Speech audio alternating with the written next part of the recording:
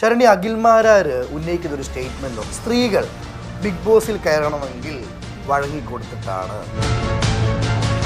ഈ കാര്യം നിങ്ങൾക്ക് ചോദിക്കണമെങ്കിൽ നേരെ പോയിട്ട് അങ്ങേരോട് ചോദിച്ചാൽ പോരെ. ഇങ്ങനെ ചുമ്മാ വേഷം കെട്ടുള്ള കാര്യങ്ങൾക്ക് എന്റെ പേര് സംസാരിക്കും എല്ലാം വലിച്ചെടുത്ത് ദൂരെ കളി ഞാൻ പറഞ്ഞേക്കാം.